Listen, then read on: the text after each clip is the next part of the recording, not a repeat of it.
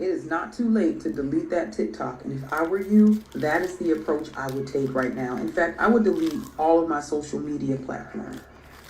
When Amber Rose became a Republican and threw her support around Donald Trump, we thought it was just a financial grift. Here's another IG model that's past her prime, trying to find a new way to make money. But the party switch, as you young folks would call it, was diabolical.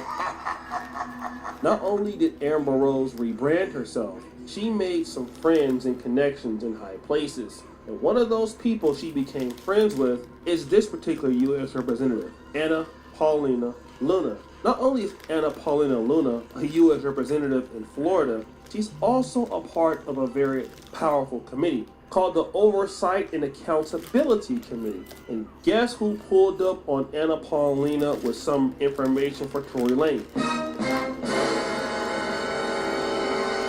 Amber Rose. And when Amber Rose did that, boy, things started to happen. So as you stated earlier, that 0.01% of DNA, they actually found 4 people's DNA on that firearm, none of which was Tory's. Not to mention there was 0 fingerprints on the actual Whoa.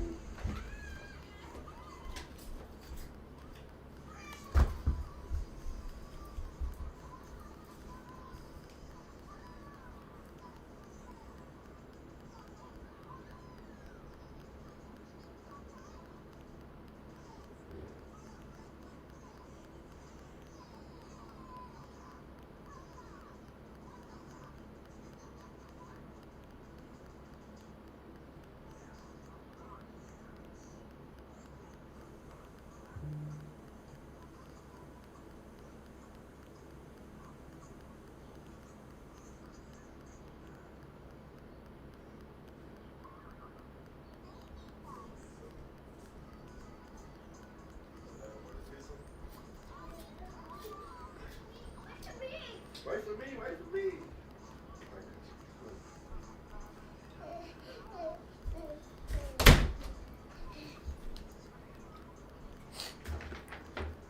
magazine. And also too, as you said, 0.01% chance. I mean, that evidence in itself should pretty much speak for itself. Anna Paulina started going ham on social media. She started calling out a lot of things about what was going on with Tory Lanez. And she has been dealing with brother Tory Lanez for a long time. She posts this particular tweet here. Just spoke with Tory Lanez from inside prison. Despite being stabbed multiple times, his spirit remains unbroken, and he's deeply grateful for the opportunity to prove his innocence. The question is, will California governor finally review the case and pardon him? She also says, Tory Lanez has filed a direct appeal, a habeas petition, and a successive habeas, all now consolidated by the California Court of Appeals. They have seated a panel. Oral arguments are coming. This case is far from over. Due process matters.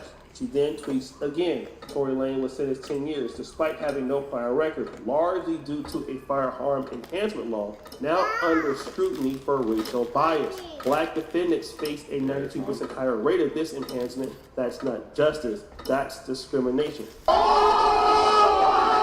The forensic evidence in Lane's case was deeply flawed. 0.1% chance his DNA was on the firearm, 0% on the magazines, no fingerprints, DNA from 4 individuals found. Tory wasn't a primary contributor. Key gunshot residue tests never performed on others. This raises serious doubt. He's right, you know. Then, Representative Anna Paulina Luna brings out another fact. Also, there's been ring footage that's been obtained that actually disproves the whole dance Megan. And so what we're seeing is really there was a case of he said, she said. The evidence wasn't actually respected and properly adhered to actually in the trial. And then they also were doing something that I would find pretty wild and egregious. They're actually submitting his lyrics for rap as evidence to the crime. Now let's go to this whole idea about Tory Lanez being black. Now she does mention that his lyrics were used against him in the court of law, and this is not really ethical. Basically, it's racial bias because he's a black defendant facing a 92% higher rate of enhancement. This is very interesting that she's bringing this up, but we'll basically get back to that a little later. She also brings this evidence. Newly surfaced body cam and medical records show Megan Thee Stallion initially claimed she stepped on glass. ER records show no bullet fragments on x-rays. Bullet fragments allegedly removed are now missing. Evidence handling was a disaster. Here's another tweet. Under California's Racial Justice Act and recent legislation limiting the use of rap lyrics in character evidence, Tory Lanez deserves a full review. His conviction was built on outdated and unconstitutional grounds. Now, this is interesting. She's using this particular act to justify the fact that, hey, these rap lyrics are basically not supposed to be in there. Now, she also says this. Key witnesses change their stories or contradict themselves. One admitted in court she lied in a DA interview. Another gave a sworn statement that Harris admitted to firing the gun. This case deserves fresh eyes and full of transparency. Now, whenever these things come out, it appears that Thee Stallion starts to have crash outs. Imagine y'all saying somebody is following the street code, not snitching. Are you snitching or are you not snitching? Because y'all trying to pretend like Kelsey shot me. Kelsey didn't shoot me. And I really wonder why her main problem with me was, you won't tell people I didn't shoot you. I was like, Kelsey, I don't want to talk about this on social media at all. But now you won't even get online and defend yourself. So that really just proves my point. Either you took some money or your life is in danger. Like, why won't you get online and say, because this is what y'all care about. Y'all care about online. Because the case, if you say you didn't shoot me, why won't you get on the stand and say I didn't shoot this? You say it online every day. You figure out how to get your say you didn't do it. You figure out how to get the blogs to say you didn't do it. But the one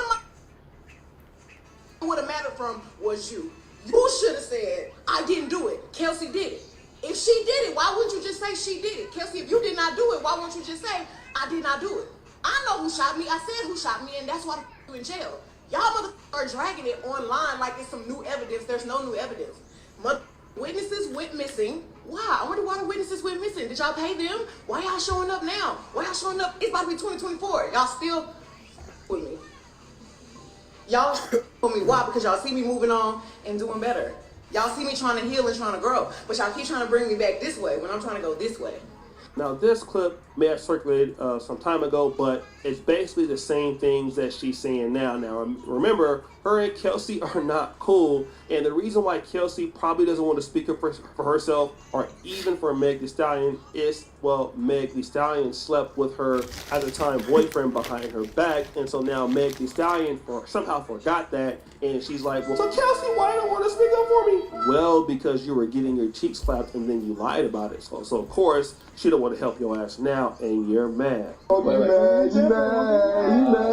So then the question is this. Maybe they didn't make the case the right way with the weapon, but who did it? You know, Chris, that's not for me to weigh in, and that's definitely for the judge and the jury. But what I will tell you is based on the evidence that we have, the evidence that we have says that he wasn't the guy. She then says, Tory Lanez's conviction and sentencing raises major constitutional concerns. First Amendment, use of lyrics as evidence. Sixth Amendment, right to confrontation. 14th Amendment, equal protection under racially biased enhancements. These issues demand urgent review. She also says, justice isn't served when due process is ignored. Evidence is mishandled and race plays a role in sentencing. Tory Lanez deserves a fair hearing, and if justice prevails, he deserves his freedom. Free Tory Lanez. Now, there is an attorney that has broken this down. Shout out to her. Her name is Always in the Name. She's also going to bring out some situations as to what Tory Lanez was charged with. The evidence that Tory's team is claiming they have is something called exculpatory evidence. Exculpatory evidence is evidence that may prove a defendant's innocence, but simply having that evidence doesn't mean things change. You have to prove to the court that that would change the outcome of the case. Now, Tory was charged assault of a semi-automatic weapon or firearm, possession of an unregistered firearm, and negligence in discharging said firearm. That means the evidence that they have would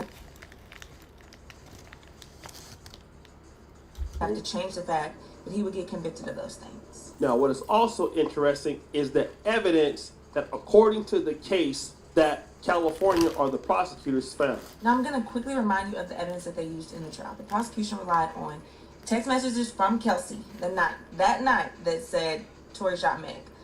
Text messages from Tory apologizing to Meg. Audio from the jail of Tory apologizing again. Medical records and x-rays showing that there was bullet fragments in Meg's foot. Testimony of several different witnesses. We know that Meg, Kelsey, police officers testified, but there was also a neighbor or someone that was in the area that witnessed the incident.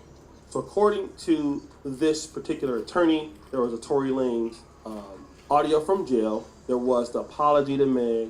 There was also text messages from Kelsey. Okay, this is different than what the representative is saying. But her last tweet says this: Tory Lanez's defense was denied full access to DNA evidence. Entire samples were used up by the prosecution before defense testing. Reports weren't shared until just before trial. That's a violation of due process. So this is interesting that the oversight and accountability has taken this up. And this lady is a up and young coming Republican. And that's another point that I want to get into.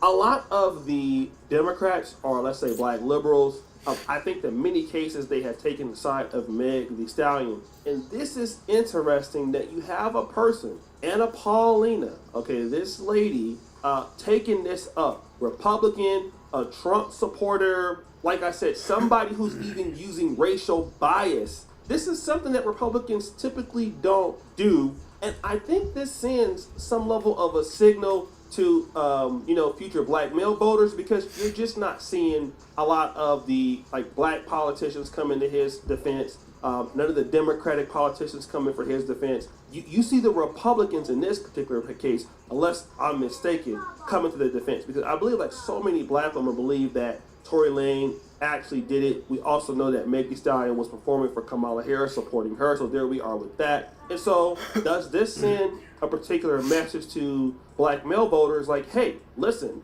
for false charges against black men, here are the Republicans standing up in the gap for African American men when we are not getting that sort of support from the left? What is good? Is this going to be a future situation that black men can depend on in the future? I don't know, but if he's able to overturn this and this lady is behind it, a lot of black men are going to look at this situation very, very differently, okay? And again, I can say it again, very, very differently. It's going to mean a lot to a lot of brothers out there that here you have, again, a Hispanic Republican lady that was able to help a black man out when black Democrats basically were willing to let a black man stay in jail for a crime that he didn't do.